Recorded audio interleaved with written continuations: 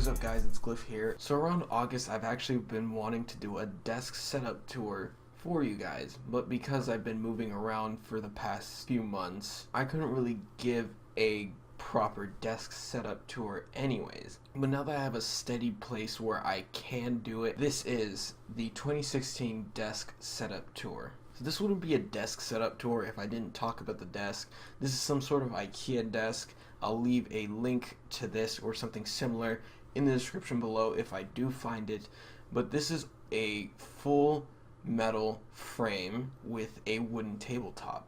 This also has two drawers where I can store anything, whether that's battery packs, cables, and any other things that I might need on the left side. Now, this thing is completely sturdy. This thing can handle hundreds and hundreds of pounds, and it is great to know that I will be able to put down my PC and tons of other stuff on here without it busting and collapsing. Moving on, speaking of the PC, this is my main rig, Deadpool. Now, I'm not going to bore you with specs or anything. I'm going to leave that for a later video, but this is what I use to edit, stream, and game all in one PC. Now, if you are a PC enthusiast, you would know that any of these three tasks are usually handled with three separate rigs running three separate different specs.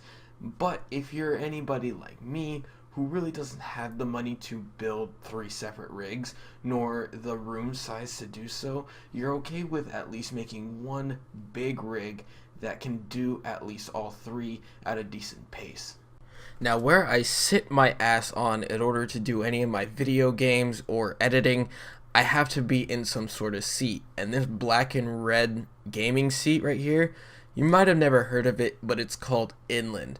This is actually a very unknown company, usually not in the mainstream market, but they make decent products such as gaming chairs and cables. This gaming chair right here I found at my local Micro Center for at least $150, so it is very cheap compared to a lot of other gaming chairs that go for around $200 at the very least. This thing does still feel like a gaming chair, and there's a lot of similarities to the DX Racer, but it's okay because it still fits the black and red aesthetic of my desk. Moving to the left is the headphone stand. Now, this may be the most useful headphone stand that you'll ever find on the internet. This is the Hitachi USB 3.0 headphone stand. This also has three USB 3.0 ports right up on the front and a 3.5 audio jack pass-through. So now you don't have to fiddle into the back or the front of the case, making the cable look all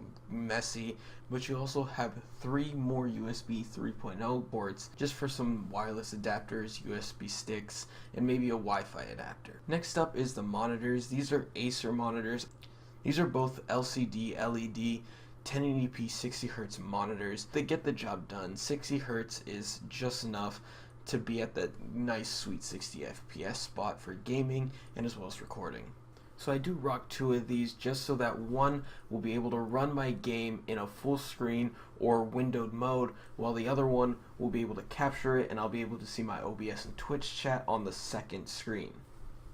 Moving to the bottom of the desk where we see the keyboard and mouse, these are my other peripherals. Starting off with the keyboard, this is the K70 RGB. This is of course a super well-made mechanical keyboard by Corsair, a full body aluminum casing. Now of course this is not going to be like an MX Blue where it's going to make a ton of sound, but this is going to last just as long compared to a membrane keyboard. Now, I do have a couple settings just for this keyboard, just for lighting effects. We have 4 different lighting types for 4 different games, one for Overwatch, Minecraft, Titanfall, and just a default. There are also 2 other lighting modes, one being the rainbow and the other being the pulse red.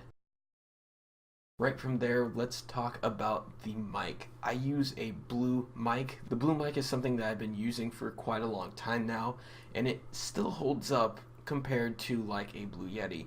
This is of course going to be a whole lot cheaper, and if you're really going to start doing YouTube, this is probably one of the best mics to pick up. The Blue Snowball itself is in a nice compact form. Not only that, it's also super easy to install. There's barely any drivers. It's plug and play and it'll work just fine. Next up is the mouse, or should I say mice. The first mouse we have here is the Scimitar RGB. This is also by Corsair. Now of course I'm a huge Overwatch player, so I should be using something like the M65, right?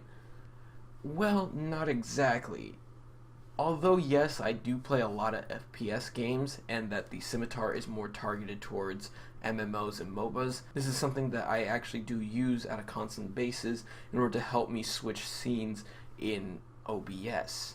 Of course, with the numpad, I was able to set a lot of the different scene modes onto the back of the button so I can switch in between all the scenes. And of course, the one thing that's super convenient is the melee button that's on Overwatch is set to another button, and as well as push to chat. So instead of having me press the V or B button in Overwatch, it's just easier for me to press it on my mouse instead of having to hold that down while still trying to press spacebar while jumping or trying to move. Next up is my editing mouse, which is the MX Master.